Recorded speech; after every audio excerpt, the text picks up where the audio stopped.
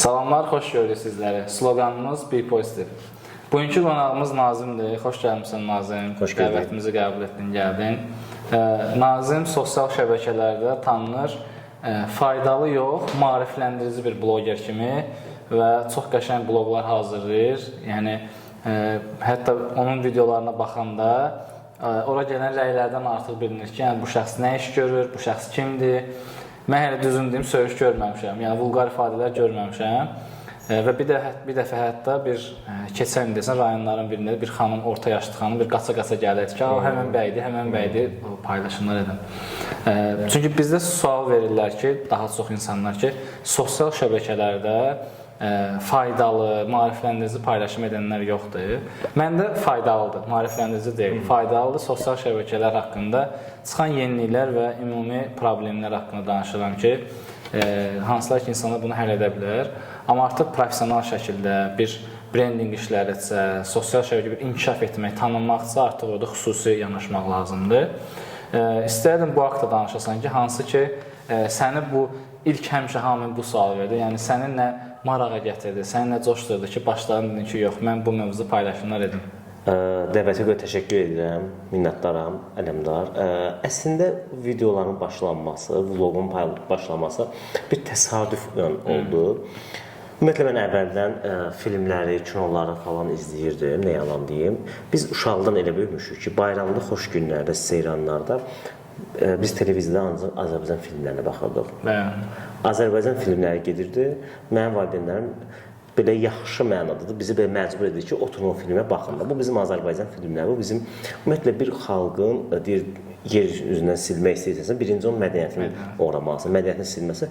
Mən ailəmdən daha çox gördüm ki, filmlərə maraq falan. Mən də ona görə uşaqlıqdan baxırdım. Maraqlı gəlirdi, mən hər şeylə biraz maraqlanmağı sevirəm. Amma məsələn, bayrağı qoyursan soruşuram ki, bu bayraq hardan gəldi, niyədir, niyə sarıdır, niyə bir pozitivdir? Ümumiyyətlə, niyə sualını həmişə həm qarşımdakı şəxslərə, həm də özümə sual verirəm ki, niyəsini bilmək maraqlı gəlir. Günün bir günü idi, ad günümlə bağlı studiya çəkilişə gedirdim, avtobusdaydım, bir xəbər qabağıma çıxdı, nəşi yandırılan əməkdar artist. Bu xəbər mənim maraqlanıb, gedim, baxdım, görüm ki, həqiqətən Sona Aslonova əməkdar artistimiz, ondan, hətta bəlkə 50-dən çox onun səs yazıları bugünkü qızıl fondda saxlanılır, nəşi yandırılıb. Belə, elə bir o yazı mənə o qədər təsir edir. Mən gedəcəyim ünvana bir 2-3 astronava qalmış düşdüm. Ki, bunu başladım öz-özümlə danışmağa, yolda danışırdım öz-özümlə. Dedim, bunu çəkəcəm. Nəysə, düz ondan əvvəl başqa bir kontent hazırlayırdım, maarifləndirici başqa bir mövzuda danışırdım, baxılmırdı, nə yalan deyim. Nə danışırdım, baxılmırdı, ay Allah, səhər yeməyinin faydalarından danışırdım, sonra keçdim romantikadan danışırdım, baxılmadı. Həvəsim vardı, istəyirəm ki, bir kontentim olsun, istəyirəm ki, bir kütlə olsun, istəyirəm ki, bir izləyicim olsun, baxırsan, Allah, mən neyiniyim, belə yaxşı mənə tutuzdurum da. Baxıram ki, misal üçün, sən onunla danışırsan, sənə danışıram, görəm ki, yox, bu kopya kimi olur, alınmır. Və qərarı aldım ki, elə bir təsadüfən, dedim ki, bunu çəkməyəm, görüm bu necə olur. Özü ad günümə video çəkirdim, ad gün videosu çəkdi, bitdi, ora. Videoqrafdan xahiş edirdim ki, dostumuz Pərvizən ki, o mənə çəkirdi. Bir dənə belə mövzu haqqında danışmasın, bir dənə mənə çəkdi. Dedi, hə, yaxşı çəkər. Məsələn, belə oldu ki, o mənə çəkdi. Təbii ki, həmin videonu paylaşmadım, ad gün videosunu paylaşdım. Üstündən bir həftə sonra bu videonu hazırladım, editlədim, paylaşdım. Bütün demək olar ki, işi özüm görürəm öz vloglarımda. Bu mövzu qayıdaraq sonra ki, niyə özüm görürəm. TikTokda o qədər məşhur deyiləm. TikTokda yenə də məşhurluğu o qədər qəbul eləmirəm. Məşhur olma başqa bir şeydir, izlənmə başqa bir şeydir. Bugün hər bir kütlənin özünə görə bir izləyicisi var, hər bir məhsulun izləyicisi var. Mən o izləyicə məşhurluq bambaşqa bir anlayışı, bambaşqa məhfumdur mənə görə. İzlənilmirdi. Məsələn, bu vlogu paylaşdım TikTokda, Instagramda, YouTube'da. Instagramda bir baxdım ki, yaxşı rənglər gəlir, rəng gəlir, amma TikTokda görüm ki, az baxır, yəni həmişə kimi 2-3 nəfər baxır.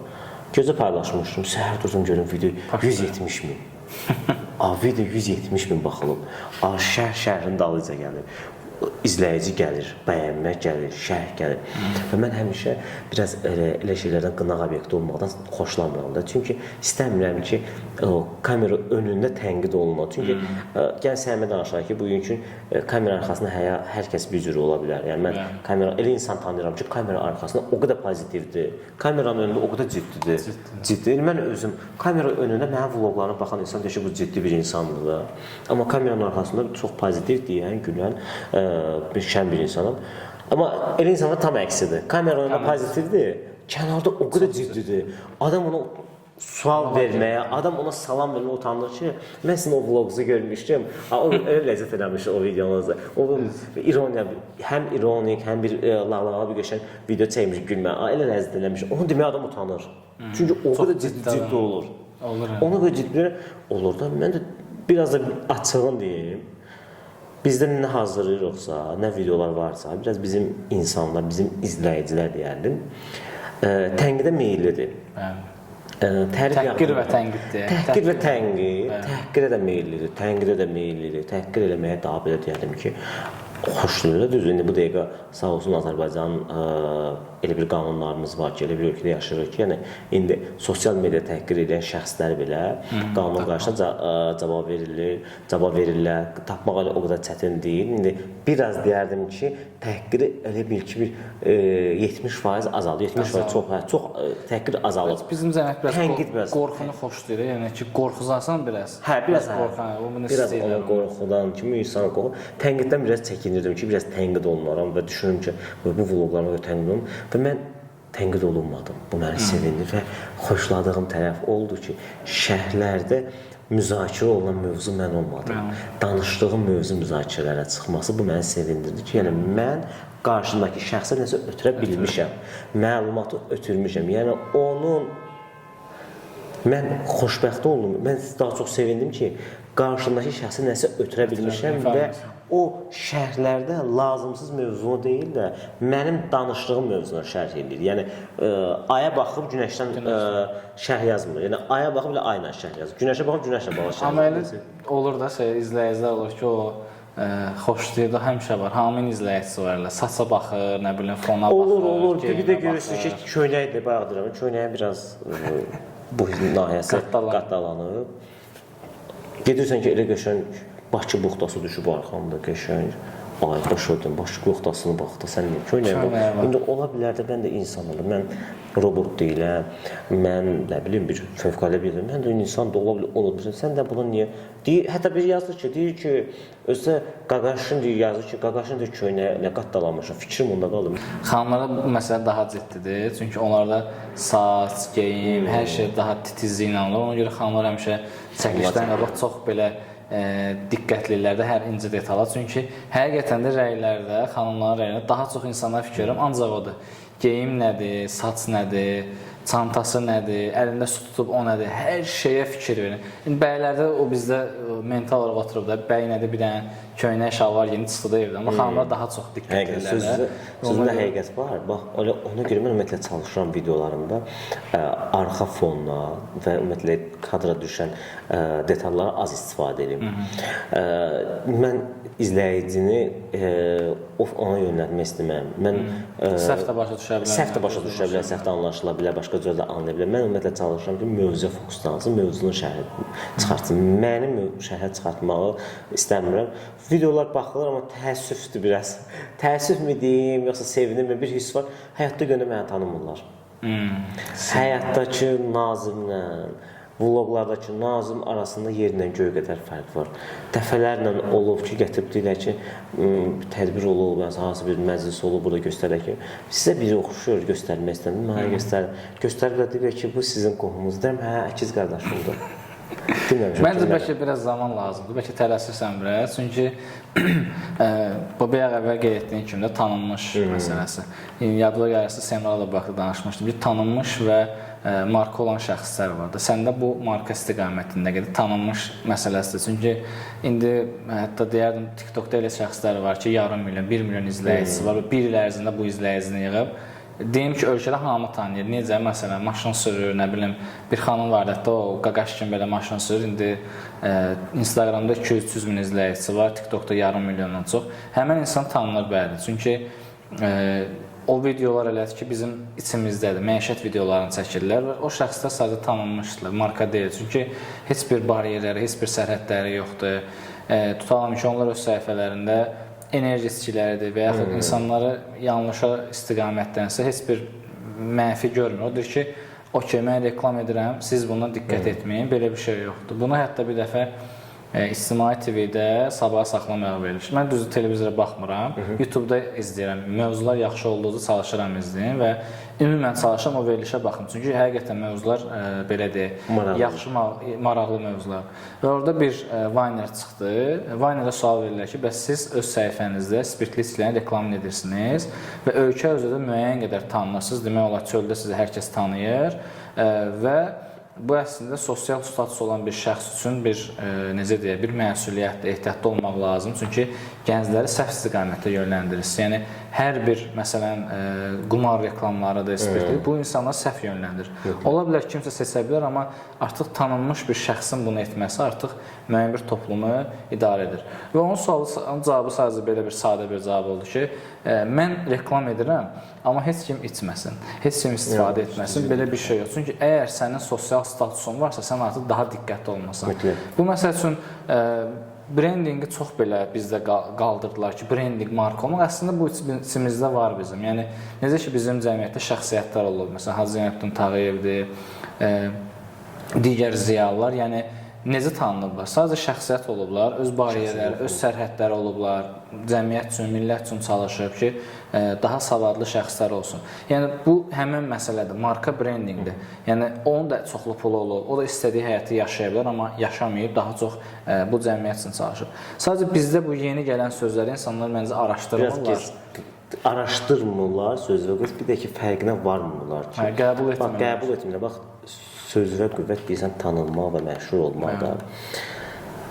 Onlar bambaşqadır. Bugün hər, gəlin açığın deyirəm, elə qoy buna belə də verər, efirə kəsməyin. 18+ videolar, 18+ olan kontentlər, qurşaqdan aşağı zarafatda daha çox baxılır, daha çox izlənilir. Söz və qüvvət podkastlara da fikir verirəm. Başlıq eləsə 100 min, 200 min izlənir. Amma normal belə danışlar... Bir də bir maraqlı bir yazı oxumuşdum. Deyir, önə çıxan çox olacaq, amma öndə qalan az olacaq. Qoy hamı çıxsın önə, qoy hamı danışsın, qoy yazsınlar, postsunlar, qoy nə bilim, biri yayın çəksin, biri blog çəksin, biri podkast çəksin, qoy eləsinlər. Bu qatar gedir. Qatarda yeri olan adam oturacaq. Qatarda oturan adam ömür boyu qalacaq. Amma o ki, qatarda o ayaqüstü olanlar var, məşhur gedən bir qatar var. Onlar ilk dayanacağa düşəcəklər. Çünki yer olmadığına görə məcbur olaraq düşəcəklər. Tarixdə qalmayacaqlar. Bugünkü mahnılar var da, bugünkü çıxan mahnılarımızı dinləyirsiniz də, yəqin görürsünüz necə mahnılardır. Yəni 5 il sonra o mahnılara qulaq asmayacaqlar. Qulaq asacaqlar.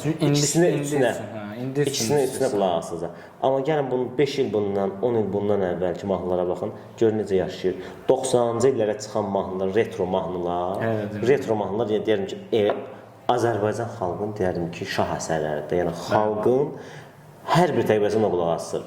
Yaşlısı da qulaq asır, orta təbəqədə qulaq asır, gənc də qulaq asır.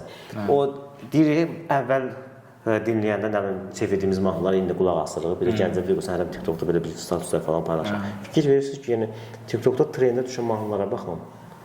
Retro mahnıların yeri aranjmanda olunması. Əslində bunların yeri aranjmanda sevilməsi yaxşı bir nüansdır ki, nə qədər müasirləşsək də, nə qədər biz yeni mahnılar çıxsa, yenə keçmiş mahnılarımızın belə deyərdik ki, öz bir yeri var. Yəni onu vurub keçən bir mahnılar yoxdur. Yəni o öz yerini dinlənir. Yoxdur. Montaj olunur da, yəni eyni şey olur. Yəni itmir də o təzə çıxan. Deyirsiniz, sosial mediada blogerlər var. O baxır 200 min, 300 min baxılır, nə bilim biri 1 milyon baxılır. Onunla mən heç vaxt keyfiyyəti ölçmürəm. Keyfiyyət ayrı, kəmiyyət ayrı. 1 milyon baxıla bilərsən. Gəlin biraz çıxaq Azərbaycandan, keçək o həmişə özümüzə o blogerlərimizin örnək götürdüyü Avropaya. Orada görün nə qədər adam baxılır. Onda onlar deyək ki, şeydə adətdə, onda siz onlar deyin ki, şeydə bizim kumirimiz sayılır. Kumir deyil axı o. Baxılmaq kumir var. O izlənci sayı olması, o izlənmə nəyisə dəyişmir. Ola bilər ki, səni 10 nəfər izləsin. Murad Arif, bu nümunə ki Murad Arif. Adamı deyərdim ki, az və sazdır. Az və sazda, amma düzündə az deyil, maşallah artıq məşhurdur, adam maşallah. Mən bilirəm, bir 10 il bundan əvvəl özü söz müsahibəsində verdim ki, mən istəmərəm mənə çox adam izləsin, mənə az və saz olsun. Elə də oldu, özünü markalaşdırdı adam. Mən ilk dəfə Murad Ariflə görüşəndə həmən kadr olmuşdu. Mənə sosial şəbəkədən yazmışdı Instagram ki, bəs mənə Reels Maker lazımdır, çəkiliş edən bir cavan bir komanda görürüm, təlim keçirsən. Və mənim belə şok olduğum məqam oldu ki, Hüseyn Cavad Parkına dayanmışdım. Bu ilk dəfə olanda insanda belə qəribə bir hiss yaradır. Və gəldi maşını saxladı, sloqanımız bir poster. Mənim üçün bu qürur hissdir əslində ki, yəni demək ki, doğru istiqamətdəyim və faydalı iş görürəm. Yəni mən yəqin ki, TikToker olsaydım bu hal baş verməyəcəkdi. Yəni bu incə gəlir, bəzən insanlara sadə gəlir ki, hər də pop müğənnidir, bir dənə bir sözdür, o sözlə nə baş verə bilər ki, amma bu yavaş-yavaş tanınmış şəxslərin ünsiyyət qurmağı, yaxın müğənnilərin də bəzilərinin ünsiyyət var, Kənan İmamla münasibət var. Yəni bu münasibətin olmağı hiss edirsən ki, yəni doğru yoldasan. Az-az olur, amma yavaş-yavaş olur. Mənə lazım deyil ki, nə bilim 10 dənə mən hansısa pulu, sahibkar kimi olan şəxslər yazsın, tanısın, dostluq eləsin, amma keyfiyyətli insanlar. Düzdür, o bir məsələdə yağın çoxluğuna quyruğa ziyan yoxdur. Valla adamın çox tanınması okey, bu ziyan yoxdur. Amma bu deyirsiniz, reklam, nə bilim, digər falan şirkətlər, içki şirkətlər falan. Mənim səhifəmə baxsaz, reklam görməzsiniz. Çünki mən o vloqlara qazanc gözlə baxmıram. Mən o bir hobimdir. Mənim qazanc yerim, qazanc mənbəyim başqadır. Bir də bizdə insanlar nə var? Elə bir türklərin bir sözü var. Kendilerini acındıraraq, kendilerini acındıraraq izləyicinin ürəyini ovlamaq istəyir. Özünü yazıq kimi göstərmə. Bəzi tanıdığım adamlar var, vay Allah, bir dənə 100 ildə bu adam işləyir, 100 ildir, mən gözümü açanda, mən özümü tanıyandan, mən onun adamı tanıyandan bir 10 ildir, bu adam işləyir, ilk dəfə özünə sağlamaq üçün bir maşın alıb. Ay Allah, maşına bir dənə story çəkir. Mən maşını təbii ki, mən başa düşürəm, insandır, sevinir, day bunu bir dəfə paylaşdır. Day o ki, bir də görürsən ki, bəziləri var ki, anasını itirir. Allah rəhmət eləsin. Çox reklamı gedir, belə PR. Çünki biraz elə bir onun kölgəsinə sığınıb. Yəni, həyatda mən elə düşünürəm ki, hər bir insanın özünə görə bir acısı, kədəri var. Bir keçmə-keçirə həyatı var, bir çətin günləri var. Yəni, bunu dilə gətirməklə, bir dəfə dilə gətirəcəm, bildik ki, sən həyatın, Allah can sağlıq versin, Allah sənə xoş günlər qismət eləsin, bir də həmin günləri görməyəsən, dayını keç də, day bunu keç də, day hər dəfə, hər məsələdə, mən elə şeyi xoşlamıram. O, bəzən olur, malını, mülkünü paylaşırlar. İndi bəlkə də onun kontenti mal-mülkə meyillidir. O onu paylaşırsa, mən ona bir söz demirəm. İndi onun kontenti o da ondan pul qazanır. Amma elə adamlar var, baxırsan ki, biraz da bax, reklam bazarında deyərdim ki, durğunluq var. Niyə durğunluq var, reklam bazarında durğunluq? O deyir sənə vaynerlər, blogerlər və falan, digər məşhur simalar. Deyim ki, ümumi deyək də bir məşhur simaların olması yaxşı bir şeydir. Rəqabətin sağlam getməsi gözəl bir şey. Mən sağlam rəqabəti sevirəm. Sağlam rəqabət olanda insan özü də inkişaf edir. Amma sağlam rəqabətdən yanaşı, o qonorarın qiyməti o qədər düşüb aşağı. Baxırsan ki, misal üçün sənə şirkət reklam müraciət edir, deyirsən ki, bunun qiyməti 10 manatdır. Yox, mən də səndən çox izlənilən bir adamdır, bunu 5 manata reklam. Baxsan, həqiqətən bu adam məndən çox izlənilir. Adam üstünə Allah var da, haqqı ilə. Sən bunu, yəni, ucuza yaxşı mənada insan görə özünü baha satmalıdır. İnsan nə qədər özünü baha satsa, ona dəyər olar. Və mənim səhifəmdə görürsünüz ki, reklam demək olar ki, çox azdır. 1-2 dəfə. Mən elədim, mən paylaşmıyorum demək olar. 1-2 dəfə. Çox az olar, nadirlərdən. Deyim ki, bütün gün reklamdan yazılar tökülüşür səhifəmdə, reklam əlindən tərpinə bilmirəm. Yox. Yazan var, uyğun olmayan var. Mən bilirəm ki, mənim kontentim, məni izləyən insan, mən özümə biraz özgüvən kimi bir təvəzzökarlıqdan uzaq olur. Mən bilirəm ki, məni izləyən insan, mənə şərh yazan, mənə dinləyən insan dar düşüncəli insan deyil. Dərin, dünya görüşlü, yaşı az olsa da olğun bir insanlar məni izləyir və mən onların qarşısına ucuz reklamları çıxartmaqla özümü onların gözündə biraz aşağı endirmişəm. Mən də o aşağı düşmək istəmirəm. Çünki mən bu yerə gəlməyəm, bu izləyici toplanmasında heç kəsin mənə belə bir yaxşı mənə dəstək olmuyor.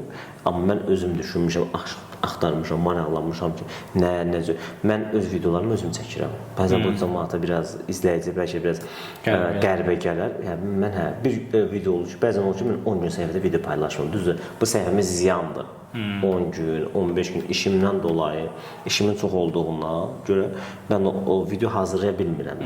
Mövzu tapmaq çətin olur. Mövzu tapmaq düzdür, çətin deyil mənim üçün. Mövzu üzərində işləmək, araşdırmaq. Yəni misal üçün arxa fonu əziyyət olur. Bunun çəkilməsi var, bunun montajı var, bunun nə bilim arxa fonu musiqisi düşünmək. İndi sağ olsun Metada günü-gündən o qədər yeniliklər edir. Kimlər video paylaşmır. O bəzən görsən ki, bir dənə küçədə belə video çəkilir. Ay buna milyon baxış gəldi. Bu lazımdır. Baxılacaqsan da 3 gün sonra unudulacaqsan da. Oğul istəyirəm ki, mən burada bu kamera vasitəsilə deyirəm, mən oğul istəyirəm ki, məni gəlsin. Bax, məni bugün izləyici də vura bilərlər. İzləyici sayından da ötən var. Maddi baxımdan da yüksək olanlar var. Məndən deyərdim ki, belə qol gücü ilə də yüksək olan insanlar var. Mən oğul istəyərdim, mən mərd insan istəyirəm, məni gəlsin kütlə ilə vursun. Kütlə ilə məndən rəqabətə çıxsın, desin ki, bəli, mən sənə kütlə 30-durdum. Hə, mən deyirəm ki, hal olsun. Valla mən onun sənə dəstək olaraq. Mən onun əlindən nə gəl, valla onun videosunu öz səhifəmdə belə paylaşam ki, tək ki sağlam rəqabətdə bu qabağa geçsin, o 2 gündə. Amma yoxdur. Bizdə indi o 2 dənə məsələyə toxunum. Birinci məsələ bayaqda kontent çəkmişəm. Deməli bizdə indi artıq şirkətlər oyanır. Bizə deyirlər ki, bizə bloger verin, hansı ki bizim kontentə uyğun gəlsin. Təzə kəlmə düşür də bu şirkətdən azı. Content manager. Valla content manager işləyənlərin 90%-i content sözünün fərqini nə olduğunu bilmir. Manager sözünün nə olduğunu bilmir. Sağ olsun bu ChatGPT, hətta onun pro versiyası var, daha çox sağ olsun. ChatGPT yazılır, sonra ki biz olduq content manager. Ben bir dənə də kontent yaradıcı. Kontent deyirəm ki, çörəyiniz var, yəni, amma kalbasa yoxdur arasına qoymağı, onu bizi verir. Yəni, ora biraz o duz üstü qatmalı. Və reklam məsələsində tanınmış şəxslər reklam edəndə, məsələn, bir həftəlik reklam edirsə, bir həftə ərzində müştəri gəlir, sonra gəlmir. Çünki həmən adam yoxdur orada. Ona görə daimi orada, məsələn, butikdir və ya şirkət ona işləyir, daimi oranı reklam etdiyinə görə müştəri gəlir. Amma marka olan şəxs belədir ki, bir dəfə reklam edir və daimi müştəri verir. Çünki, məsələn, mən bu suyu içirəmsə, bu suyu daimi içirəm, mən markayam. Amma tanınmış şəxs reklam edəndə, o hər ay bir suyu reklam edir. Ona görə artıq müştəri bilir ki, bu nə vaxt haranın reklamıdır, mən də gedim ondan alım. Bu reklam məsələ. İkinci məsələ bu mənim ən yaralı mövzumdur. İndi Azərbaycan bazı çox pis vəziyyətdədir. Deyərdim ki, mən həmişə xanımlar tərəfindən danışanlar deyirlər ki, xanımlar niyə bəyənmirsiniz? Məsələ bəyənmək məsələsi. Xanımların indiki vəziyyətdə bilirlər ki, emosional olaraq bizim cəmiyyət buna hazır da tutalım deyək. Yəni, yeni uşağın dünyaya gəlməsi, nişan, həri, toy, bütün bu prosesləri göstərir və mən fikir verirəm ki, hətta bir dəfə nəyə dəli oldum? Deməli, saat 8-də bir bloger öz uşağın dünyaya gəlməsini paylaşıb, şəklin, o doğum prosesindən 2 saat ərzində 40 min like gəlmişdi. 40 min like 2 saat ərzində və rəylərcə məqsədiyim ki, o tezbazar qəsdən o şəkili paylaşıb qol like gəlsin. Çünki proses o idi. Və üstünə bir gün keçdi artıq o, mən yaxşıyam, mən nə bilim, indi səhifəsinə baxıram, səhifə ancaq uşaq şəkilləri. Çünki bizim cəmiyyətdə ancaq ona fikir verilir. Dünən yox, istəyən bir blogeri gördüm, bir tədbirə dəvət alıb və paylaşıb tədbir haqqındakı filan vaxtı tədbirdir. Və səhifəsində sadəcə 20 min izləyicisi var. Videolar belə ortabab izlənir 5-10 min, amma əsas 2 dənə videosu daha çox viral olub. Bir videosuna 700 min like gəlir, bir videosuna 200 min like və heç nə, sadəcə uşaqdır, uşaq corabını çıxardır, biz 1 yaşı yoxdur və deyir ki, nənələrə baxın, yəni mən corab geyindirirəm. Yəni sadə bu kontent deyil də, yəni. Və bir kontentdə kontent deyil. Buna kontent maker demək, kontent creator demək. O bəxt gətirir, bir dənə videonu düşürür. İndi sağ olsun Meta, sən əziyyət çək, bu əziyyəti ver, deyib şey dəyərləndim, bir video atılır. Səhifəsində də ancaq uşaqla bağlı paylaşılır. Uşağım səhər bunu yeyir, axşam bunu yeyir. Uşaq izləyicən bir yerdə böyüyür də. Hə, yəni bizdə də o var axı, Allah saxlasın. Allah sağlasın, əldə yazırlar. 1000 nəfər yazsa, artıq o həmin video kəşfiyyata düşür. Və sayfə bundan ibarətsə, bu necə bloger ola bilər? Yəni, bloger də deyil, heç influencer də deyil. Bloger, influencer sözünə birinci bilməlisən ki, bloger kimə deyilir, influencer kimə deyilir. Onun fərqini bilmirlər. Onun anlayışı, bloger kim olmalıdır, kim influencer olmalıdır. O content menecerlərdir, digər falan, digər deyimlə də bəzən var, SMM çıxır, nə bilim, bu çıxır. SMM sözü olsa, sosial media menecer, o ki, sosial media, o ki, məsələn, sosial medianı bağlı bir 3 dənə sual versən, deyəcək, əşi, bilmirəm. Və bir də bizdə nə nüansdır, 3 dənə, 5 dənə şey bilə, adamı da hə, bu şeydə adına, biraz görünüşü yaxşıdır, hə, bu PR-da işləyə bilər. PR sözünün mənasını bilmir. Marketing anlayışı yoxdur, bu marketoloq olur. O ki, marketoloqsan, mən deyirəm, əla, böyük qurumda baxırsan ki, marketoloq kimi işləyirlər, mən bunları dəstəkləyirəm. O ki, soruşsan ki, bu vizitkan, gördüyün bir layihəni qoy qabağımıza, deyək ki, bu marketoloq olaraq, bu layihənin böyük bir marketing siyasətini yürüdü və bu nəticəsində layihə uğur qazanıb. İnan bəlkə də o layihədə onun əziyyəti yoxdur, həmin layihəni göstərəcək ki, mən bu layihə. Bir də sən bu layihəni misalında sən hazırlamısan, ələmlər hazırlayıb, sənin layihəni öz adından göstərəcək. Bizdə o kontent formalaşdırılmır bəzi insanlara, kontent az insan formalaşdırılır. Baxırsan ki, ay Allah, o qədər mənasız bir videodur, o qədər mənasız bir iş görür. Hə, buna ay Allah, o qədər baxış gəlir. Yaxşı, məndə insan biraz paxıllığı tutur. Yəni, mən bu qədər əziyyət çəkirəm, bir video üçün bir həftə, 10 gün əziyyət çəkirəm, o işimin gücümün arasında qaçıram, bunu axtaram, onu axtaram, amma bu gəlib belə baxılır, sanki, nə bilim, onu düz deyib, onların vaxtı var, işləri gücləri yoxdur, bütün gün elə, səhərdən axşama kimi da elə video çəkirlər də. Yox, mən nə yalan deyim, İzləyicini biraz yormağı sevmirəm. Mən istəmirəm ki, izləyicilərim çox yorulsun. Mən ona görə 3 gün, 4 gün, hətta elə olur ki, 15 gün, 1 ay arada fasilə verdiyim olur. Bəzən olur ki, 1 ay hesab paylaşmıram. O mövzular haqqında danışmıram ki, niyə insanlar biraz darıxmaq da, yəni niyə həmişə eyni şeyləri, eyni mövzular. Düzdür, məndə mövzular eyni olmur, mövzular dəyişir, şəxslər dəyişir. Ona görə amma yenə də ki, biraz ChatGPT çıxıb, ChatGPT çıxmır. ChatGPT bizim insanlara. O gün bir dostumuz var, dostum da deməyim, o gün bir jurnalist var, yazısını oxuyuram, Vüsal Məmmədov. Gözəl bir şey status yazıb, deyir ki, Avropa ChatGPT ilə yenə kəşflər edəcək, amma Azərbaycanlılar ChatGPT ilə Donald Trump'ı qutab bişirdirəcəklər. Rihanna'ya qutab bişirdirəcəklər. Amma gör, bu süni intellekt vasitələri 5 il bundan əvvəl Avropada var idi. Avropa marketing bazarında var idi. Onlar ondan daha düzgün istifadə edirdilər. Daha düzgün. Reklam çarxlarında deyərdim, daha doğrusu sonra bu sosial media postlarında nə qədər süni intellekt çıxsa da, nə qədər süni intellekt olsa da, neuromarketing bir anlayışı var da, hisslərin danışması, hisslərin oynadılması. Sən bu posta kütləyə, izləyiciyə bir mesaj ötürməlisən də. Yəni, sən onu süni intellekt vasitəsindən verə bilmirsən. Süni intellekt çıxdı. Çünki düşünə bilmir. Düşünə bilmir. Hissləri yoxdur. Süni intellektdən nə trendə düşdü? Azərbaycanın retro filmləri, Azərbaycan filmləri süni intellektdə bəyin uğurlanması, gün keçdi və ya digərləri. Ögey ana filmi trendə düşdü. Yenə də elə də fırlatdılar. Yenə belə də fırlatdılar. Emosiyaların üzərində oynadılar. Nəsə emosiya verə bilmədilər, nəsə hiss oynadılar. Bu müvəqqətidir. Biz hər şey təzə görəndə, biraz həvəsi üzərində olur. Çalışırıq ki, hay bunu. Bu var idi. Bu var idi. Yəni bu yeni deyil ki. Sadəcə bir bazı. Məsələn, mən ChatGPT ilə kontent hazırlayanda demirəm ki, mənə bu günlük kontent ver. Mən ona danışıram. Bax, mən bu işi görürəm. Mənə bax, studiyada bu çəkiliş edəcəm, bu təlim keçəcəm. Mənə biraz kömək elə, biraz sözləri düzəltmə. Amma o mənə sırf yeni bir fikir versin, get bunu çək, bunu əlbəttə eləməyəcək. Mən bir dənə nəyə fikir verirəm? Bizdə cəmiyyətdə çox dərindən düşünmək yox. Məsələn, mən bu bir dəfə də kontentləmişdim ki, trend videolar çəkməyin. Tutalım, oynayır da, hansı bir mahnı çıxır, trend doludur da, trend mahnılarla. O mahnılardan çəkmək olar ayda bir dəfə, ya 14 gündə bir dəfə ki, bizim kontenti uyğun olmalıdır. Amma yoxsa mən orada oynayırlarsa, mən də oynayım, mənim kontentimə uyğun gəlmirsə, bunu etməməli.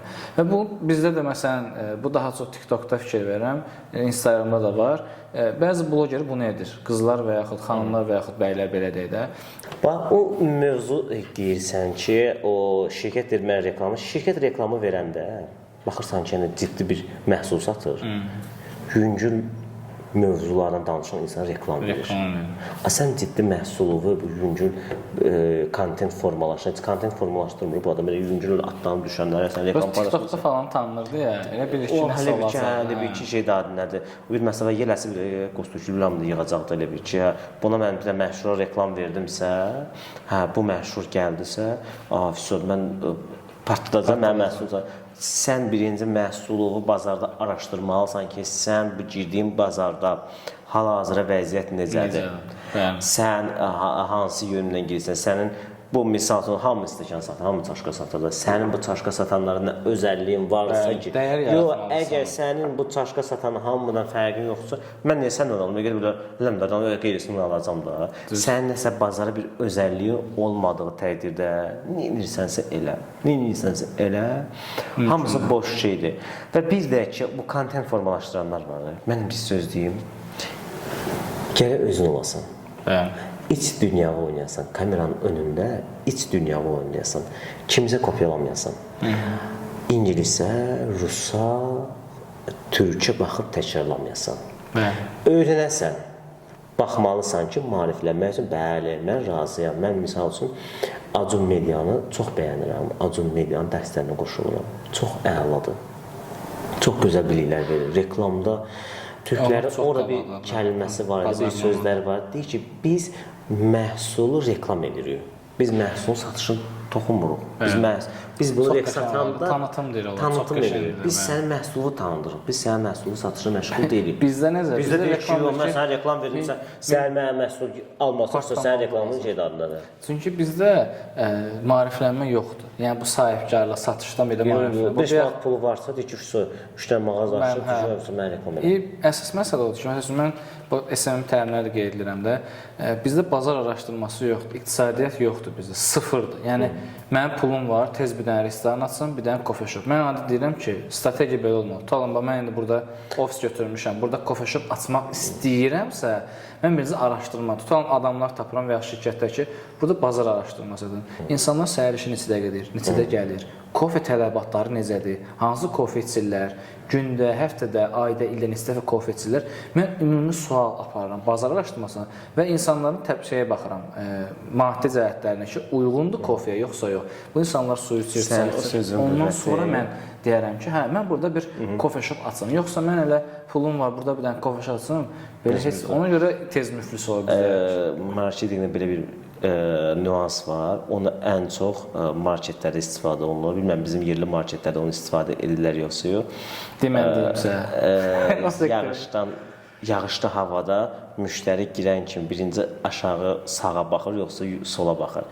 Satılan məhsul əgər təsdiqləyəm ki, yağışlı havada müştəri birinci sağda vitrinə aşağı baxır. Çətirini bağlayır, orada aşağı baxır. Günəşli havada birinci yuxarıya baxır.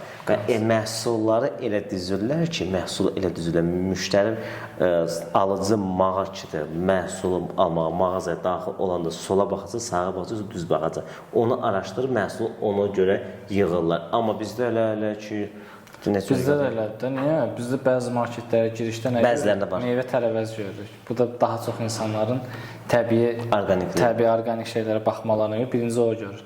Marketlərdə də sistem fərqlidir. Sadəcə bizdə nə qədər desələr ki, marketinq yoxdur. Məsələn deyirəm, marketlərdə sarı bəzi əjdahalarımız da var. Əcrahalarımız da var.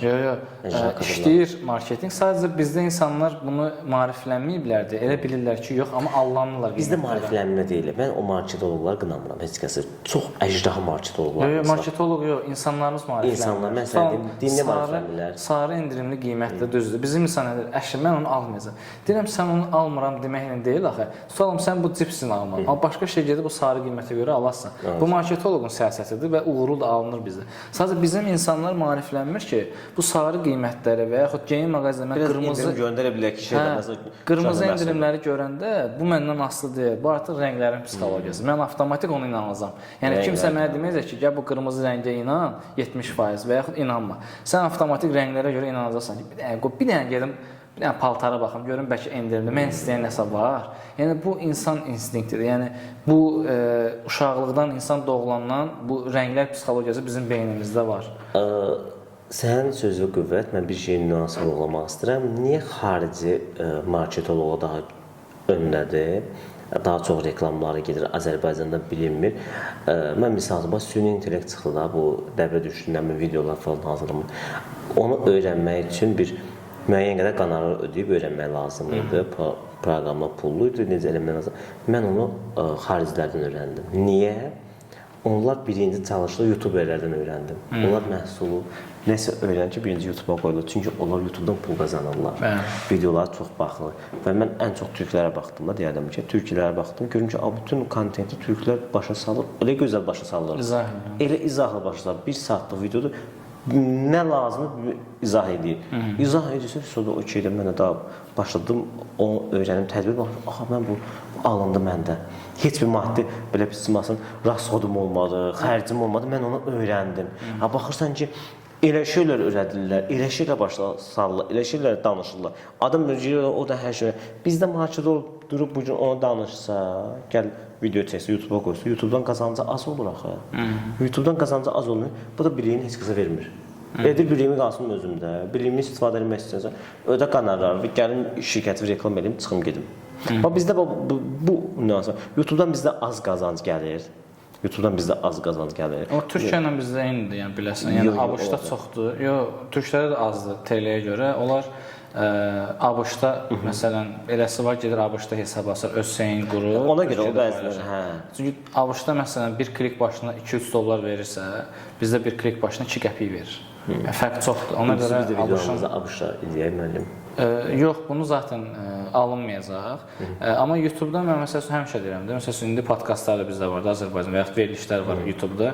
Sadəcə əməkdaşlıq edə bilər. Müəyyən qədər auditoriya yığsa, əgər yaxşı bir kontent olsa, maraqlı da sən demiş, özü ola bilsə orada və qonaqları maraqlı olsa, mövzular maraqlı olsa, müəyyən şirkətlər əməkdaşlıq edə bilər. Qonaq bir sponsor edə bilər. Hə, çünki yenə deyirəm, burada biz türklərdə görsən deyirsən də hər hansı bir mövzu üzərindən adamlar daim paylaşır. Niyəsə yenilik çıxarır və yaxud onlarda mən nəyə bəyənirəm? Məsələn, bir proqram verilir, müəyyən qədər qonorar pul verirlər ki, bunu reklam edib YouTube kanalında. İzah et ki, ən əsası.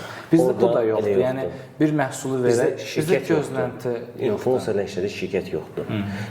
Orada belə bir anlayış var ki, sənin müəyyən qədər kütlən varsa, orada reklam şirkətləri səndən əməkdaşlıq edir, sənə qonorar ödəyir və reklam şirkətinin işlədiyi, çalışdığı ay ərzində böyük şirkətlər sən reklam edirsən. Məsələn, sənə deyir ki, filan meyvə şirəsinin mənim bu ay sponsorumdur, bu bizim reklam şirkətimizə qonorar ödəyir. Sən onunla bir endirim olsa, onunla bağlı video çək. Onu da işlədir, bloqerə gedir, onu çəkir. Bizdə nə edirlər? Elə bir başa bloqerin özünə yazırlar. Bloqerdəki şey də adı nədir? Gedir, çəkir, danışır, edir. Bizdə şirkət yoxdur, reklam şirkəti yoxdur, bir bloqer. İndi 3 dənə, 5 dənə, daha yox, mənim. Aşı varız da o ki, hanı? Amma bir dənə də nüans var. 1-2 dənə də. Bilirsən yoxsa, reklam şirkətləri daha çox pulu götürürlər. Tamam 100% ödəniş edilirsə, daha çox faizi bloqerə çatmır. Hə, bizdə elədir, ona görə bəlkə də inkişaf. Ona görə məsələn məndə də bu olub. 100% ödəniş olub, bilmişəm nə qədər ödəniş. O ödənişin hardasa bloqeri 30% yarıb satır. Bu haqsızlıqdır. Yəni 70%. Ona görə yoxdur bizdə. Bizdə bax ona görə yoxdur da. Çünki bizdə bax ona görə yoxdur ki, yəni sən gedirsən agentlik daha çox pul götürür. Agentlik pulu çox götürür. Agentlik pulu çox götürə bilər. Baxın, dünyaca məşhur. O ki, çəkilişin hər şey eləsə, o başqa şeydir. Yəni orada müqavilə imzalanır. Dünyanın bir çox yerlərində bir təsdiqlənmiş bir bu qaydadır ki, bir çox məşhur produksiyonlar var. Adamı sıfırdan götürürlər, ona dəstək olurlar. Bax, Türkiyəsi olsun, Rusiyası olsun, digər Avropa ölkəsi olsun, səni sıfırdan götürürlər.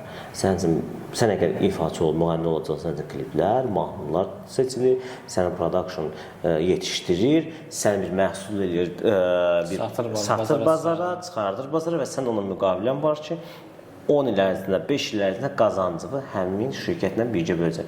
Bugün gəl o türk məşhurlar gəlir də Bakıya, qonaq olurlar. Fikir verirsiniz, çox vaxt onların production işini, production işləyir. Çünki onların, gəlin bugün məşhurlara baxaq, hani rus olsun, türk olsun, digərlər olsun da, klipinə və From Production təqdim edir. Hətta özlərinin bəzilərinin YouTube kanalı yoxdur. Çalışdıqları, işlədikləri, onları ulduz edən production'un indisinə kimi məhsul, onların YouTube kanalını yerləşdirirlər. Özlərinin kanalı yoxdur. Birinci production yerləşdirir, sonra bu bir ildən sonra həmin ifaçı öz ifasını öz YouTube kanalında yerləşdirir. Bizdə bax bu şey olmadığına görə, production olmadığına görə, yetişdirmədiyinə görə, belə şeylə maliyyə ayrılmadığına görə, bizdə maliyyəni hələ görürük də nələrə ayrılırlar da, göz önündə da nə deyim, görürsünüz də kimlərə. Maşallah, biz elə şeylər yox, biz belə şeylər pul ayırmarıq. Ona görə ayırmırlarsa Allah candan sağlıq eləsin. Və mən də ona görə də ki, videolarımda çalışıram ki, tam oradan qazanc üzərindən fokuslanmayım, yəni tam qazanc niyyəti ilə çəkmirəm deyə. Ona görə mən ürəyim nə istəyirsə, hansı mövzunu istəyirsə, o mövzuna danışıram, o şəxs haqqında danışıram. Hərdən gəlir bir deyir, nə bilim, mən filan kəs ol, filan kəslə belə deyirəm, aha, lap yaxşı. Yəni o reklam, yəni yox, mən elə insanlar haqqında danışmıyorum, o reklam deyirəm ki, sənin qohumunudur, hə, deyirəm, lap yaxşı. Deyirəm, valla mən o insan haqqında məlumatım yoxdur. Necə məlumatım azdır da. Mən o bir dəqiqə nə danışacağım bu insan haqqında da? Bir dəqiqə Instagrama bir dəqiqəsini qoyuram, bu 5 dəqiqə YouTube'a qoyuram. Bu 5 dəqiqə doldurmaq lazımdır axı da. Bu mən necə danışım ki şeydə? Mən bunun haqqında nə danışım bu? Qısadır məlumatı yoxdur, bunun böyük bir işi yoxdur. Yəni nə olsundur sənin qohumunda, Allah sənə can sağlığı versin, Allah rəhmət eləsin. Valla üzürürsən. Hə, olur, bəzilər olur. Bir də baxıram ki, ürəyimə yatması o insan haqqında danışa bilmərəm. O insanın həyatını araşdırıram, baxıram. O insanın həyat tərzi, keçmişdə yaşadığı həyat tərzi, elədikləri xoşuma gəlməsə, necə xoşuma gəlməsə, ürəyimə yatmasa, ruhuma yaxın olmasa, mən o insan haqqında video hazırlaya bilmirəm. Mən videolarına fikir verirsiniz, emosiyalarım, ruhla, ürəyim qoyuram videolar. Standart deyil, belə qutu kimi durum danışmaq. Qutu kimi durum danışım deyil. Yəni, düzdür, bəzi mövzular var ki, danışa bilmirəm. Bəzi mövzular var ki, danışa bilmirəm.